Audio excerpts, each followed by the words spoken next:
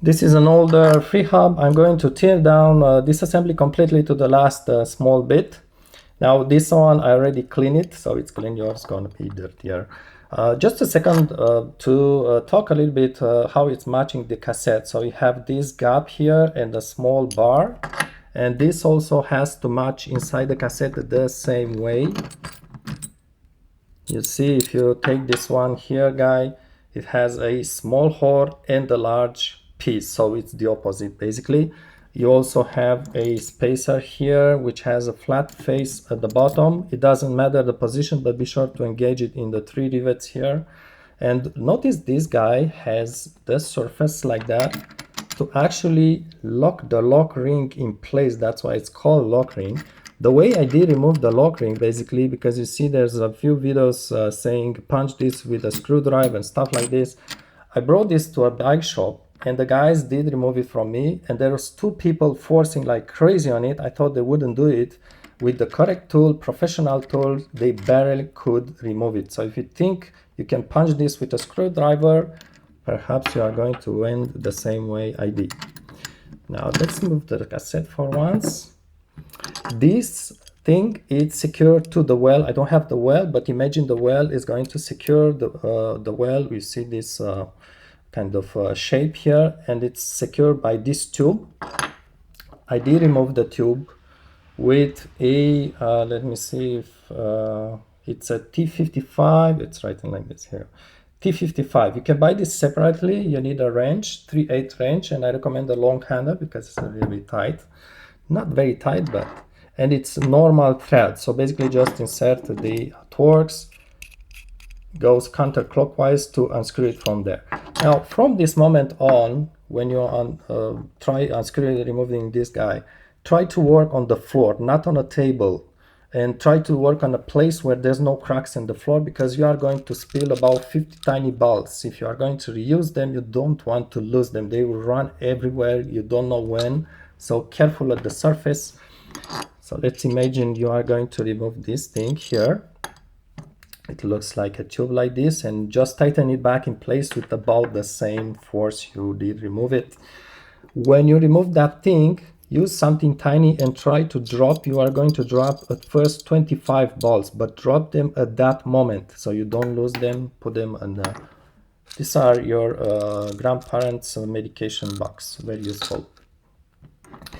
And next step is going to remove this dust cap. Unfortunately, it's a metal one. The only role is really to protect the bearings from dirt. It doesn't keep the bearings inside in place. I seen there's a video that says reverse this thing and try to punch that dust cap out with a screwdriver. When that's what I did, and it got completely deformed and stuck inside. So what I suggest you, the problem is it doesn't come out because of these threads, get stuck in the threads. Try first, maybe just grab a pliers and try to grab it like this. Pull it up until it gets against the threads, and when it gets against the threads, try to rotate it counterclockwise. It's normal thread. Try to see if you can unscrew it. Hopefully you are going to do it this way. Otherwise you are going to perhaps punch it out, but go gently, because you see this, you see where I punch it, it's just get deformed a lot. I actually did use a pliers, a long jaw once, to crush it back in shape.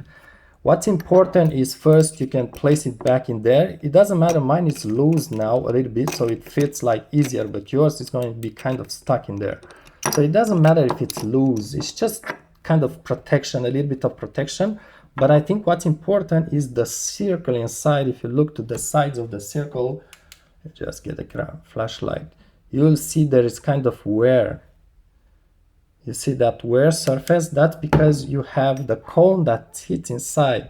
So make sure the cone gets inside this circle when you put it back in shape. Make sure it can spin in there, it doesn't rub. If it rubs, it will get metal to the bearings, so it's not exactly the best thing. This is perhaps the most annoying part, because it kind of, it's a one-use piece, and you don't have spare ones at this. It's really old thing, old stuff.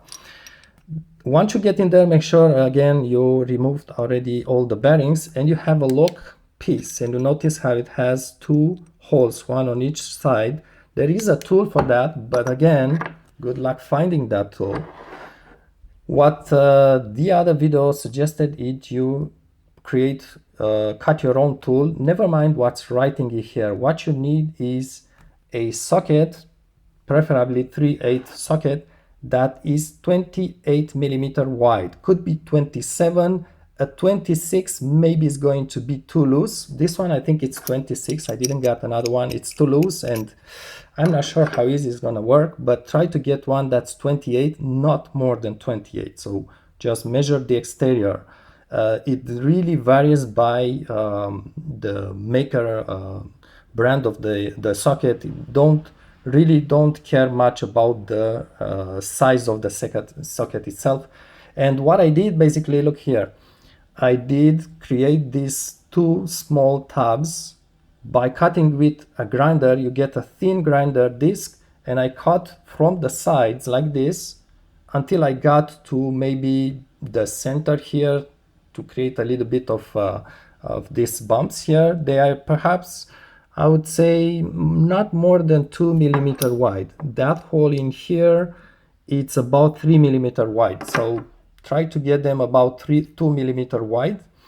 But what's important is notice how I cut them. I had them right in the middle of a hex side. So you don't want to put them in the corner because it's going to be weaker. So right in the middle, and try to really match them opposite. Like if you look at these ones, you'll notice they are a little bit offset, not really center. That would be the center. It's a little bit offset. So make sure you put it in the center. How deep? I would say about 2 millimeter deep.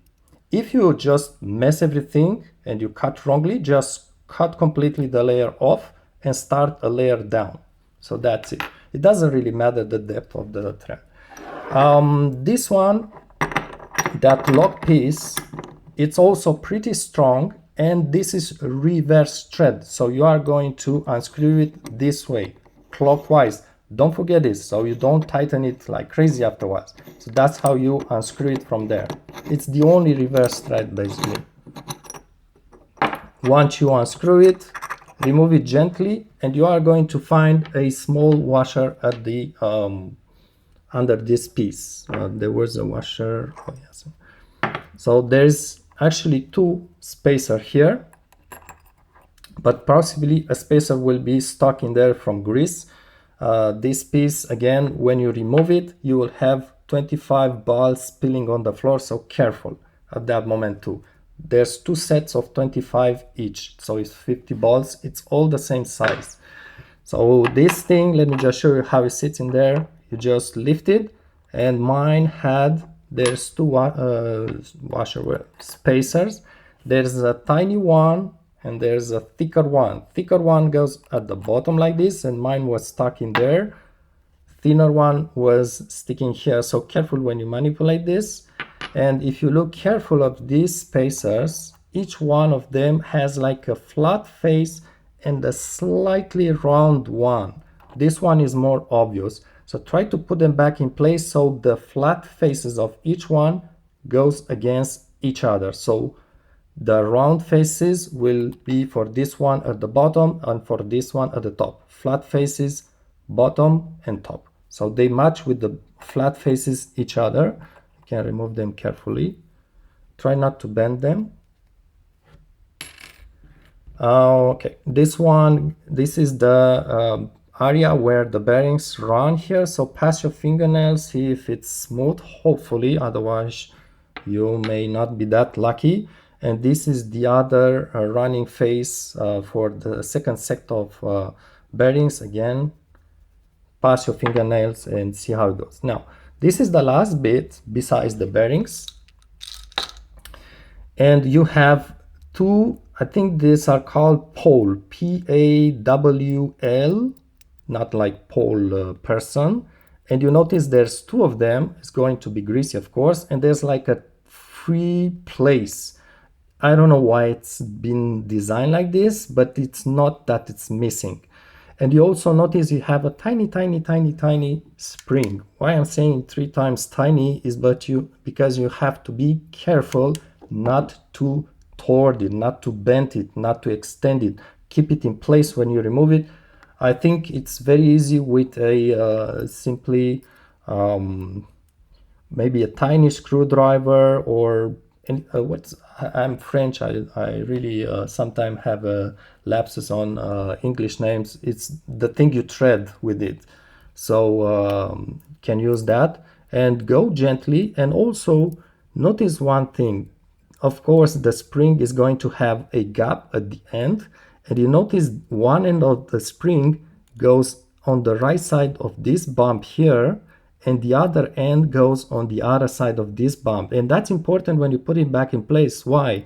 Because if you put the gap of the spring near, if you don't put it on the both sides of this small stopper, these pieces may get loose, may just go out of that spring. So it's really important to position the spring correctly. So let me just remove it.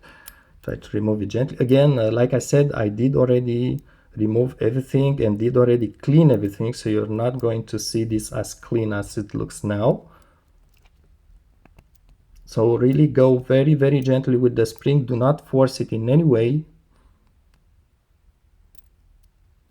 It's one way is to just lift these guys a little bit. Whoops, they went. So again, this is the gap of the spring,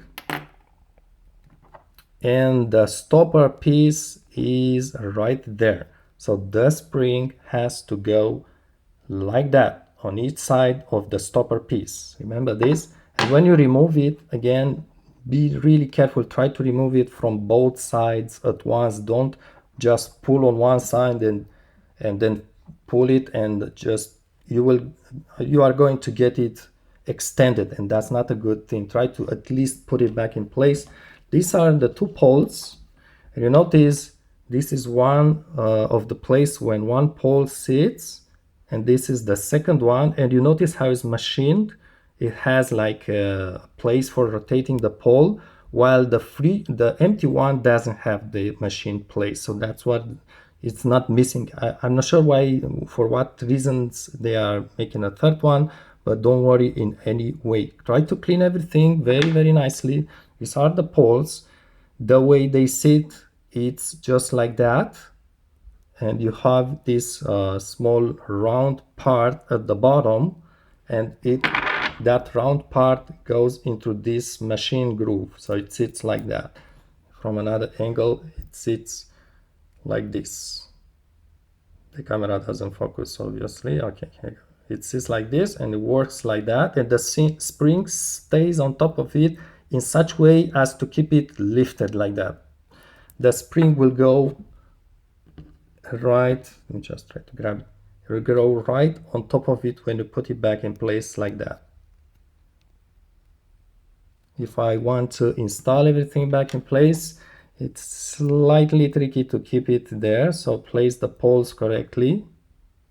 There's one, there's the second one, and then remember to place the spring. Just see where the stop part is, where the stopper is. So place the spring, so keep the poles in place, place the spring over the stopper, and then you are going to try to extend it a little bit. Obviously, I wish I could do a shorter video, but so place the gap of the opening of the spring near the stopper, and then slide the spring over the first pole. Try not to bend it in place right now. Let's see. And then just try to extend it slightly over the second pole. Keep the poles well in place. Make sure you engage the spring. So really go gently, not to extend too much the spring. And you notice the poles are now secured. The spring has engaged into that tiny gap into the pole on both. It sits all the way in, and it stops here at one side. The other side is going to be a little bit farther away, but it doesn't matter. One side has to go against the stop, at least one side, either side, it doesn't matter which one. So this is it. That's how it sits. I recommend you use marine grease. I have grease from special bike grease, which is resistant to water. That's marine grease as well as doing that. I recommend you use a old or even new brush. Toothbrush is the best tool to clean these things. It's really useful. Also, for anything that it's thread, to clean a thread, steel wire mesh is perfect to clean that thing. Now, to wipe off the grease, I did use isopropyl alcohol, 70 or 100% perfect. And by the way, use gloves. I don't have here my glove, but use nitrile quality gloves. Why? Because this thing goes into your skin. So if you are rubbing for 20-30 minutes or anything with this thing, it's not very healthy for you. It gets into your skin and gets into your blood. You may even feel buzz. So try to stop at that point and use nitrile gloves that are resistant to alcohol. The way to clean the balls are terrible, annoying to clean. I tried a few things. You can even soak them into alcohol.